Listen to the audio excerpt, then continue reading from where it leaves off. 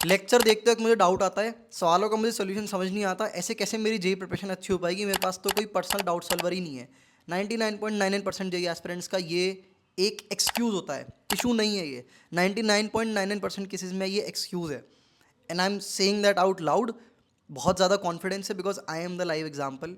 मैं पूरी JEE maths पढ़ चुका हूँ, ठीक है, मैं सारी थ्योरी पढ़ चुका हूँ, मैं बच्चों को पढ़ा रहा हूँ, 3 साल से पढ़ा रहा हूँ, और मैंने बहुत सारे सवाल लगाए हैं, मैंने बहुत सवाल ही लगाया जा रहा हूँ मैं इतने टाइम से, है ना, टफ टफ सवाल, टफ टफ सवाल। मेरे को आज तक कभी किसी टीचर के साथ पर्सनल इंटरेक्शन की ज़रूरत नहीं पड़ी। क्या इसका मतलब ये है कि टीचर के साथ पर्सनल इंटरेक्शन यूजलेस होता है? नहीं, डेफिनेटली नॉट।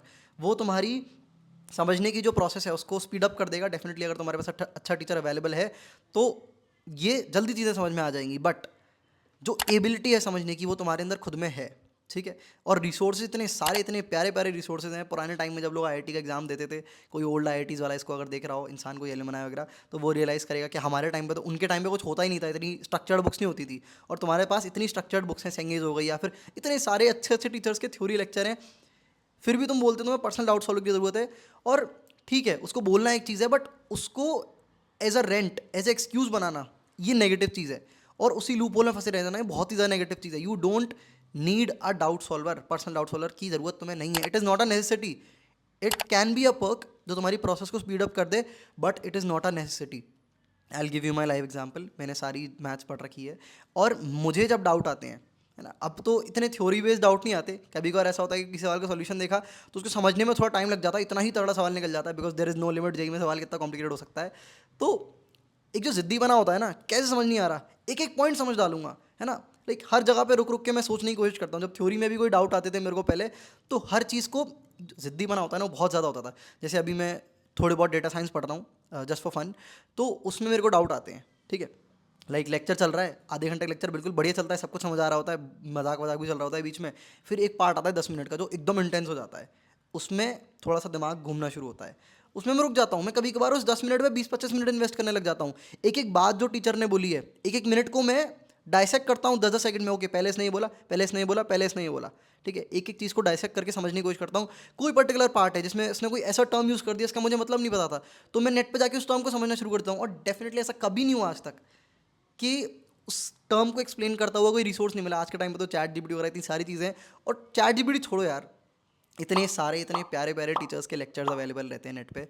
तो मैं कैसे डाउट आ रहा है ना, मतलब डाउट आ रहा है, ठीक है, डाउट आना चाहिए जेन्युइन है, बट तुम्हारा डाउट कैसे सॉल्व नहीं हो पा रहा, है ना। तो ट्रस्ट मी, ये डाउट्स, लाइक कि मेरे को डाउट आ रहा है, मेरे पे कोई पर्सनल डाउट सॉल्वर नहीं है, इस चक्कर में मेरी प्रिपरेशन ख़राब है, नहीं। प्रिपरेशन ख़राब इसलिए बिकॉज आप आलसी हैं, इसको एक्सेप्ट करें। माइंड का नेचर ऐसा होता है, इस चीज़ को समझने की कोशिश करना बहुत डीप बात है। माइंड का नेचर है कि वो खुद को कर्ज नहीं करना चाहता, कि वो खुद की ईगो पे वार नहीं करना चाहता, ठीक है। तो वो कोई रीज़न बनाता है, कि एग्जिस्टेंशियल रीज़न बनाता है कि मेरे घर में शोर बहुत होता है, मेरे घर में आवाज़ें बहुत आती हैं, ठीक है। कुछ एक्सटेंट पे एक्सटर्नल कंडीशन होती हैं, बट मेजोरिटी के साथ ऐसा नहीं होता। वो एक्सक्यूज़ होता है मेजोरिटी के लिए, है ना। कोई और आके अगर तुमसे बोलेगा कि यार तेरी लाइक एक्सटर्नल कंडीशन ख़राब है, तो ठीक है, उसका बोलना ठीक है, बट तुम मत बोलो ये खुद से। तुम बोलोगे तो तुम कंफर्ट जोन में चले जाओगे, ठीक है। और ज़्यादातर बच्चों के साथ ये होता है। तो डाउट सॉल्व की दिक्कत नहीं है, एक्सक्यूज़ है। माइंड ये चाहता नहीं है बोलना कि मेरी गलती है, मैं आलसी हूँ, क्योंकि जिस दिन माइंड ने ये बोल दिया उस दिन तुम काम करना शुरू कर दोगे, समझ रहे हो। तो इस चीज़ से बचो, और इस माइंड के नेचर के स्वभाव को समझो, और ये बोलना शुरू करो कि यार मेरी गलती है, मैंने एफर्ट नहीं डाला।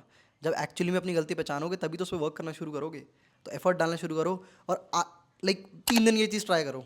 मैं बोल रहा हूँ 3 दिन ये चीज़ ट्राई करके देख लो, तुम्हें जादू दिखाई दे जाएगा। इस वीडियो पे आके दोबारा कमेंट करना कोई भी पर्टिकुलर टॉपिक जो तुम्हें आज तक जेई में सबसे टफेस्ट लगाओ। मैथ्स का टीचर हूँ तो मैथ्स के बारे में बात करता हूँ। फंक्शंस चैप्टर हो गया, प्रोबेबिलिटी हो गया, पीएनसी हो गया। 2 घंटे 6 घंटे देने हैं 3 दिन, चाहो तो 3-3 दिन भी दे सकते हो। ये एक लाइक अलग से एक चीज़ है जो मैं बोल रहा हूँ, मेरे लिए करके देख लो।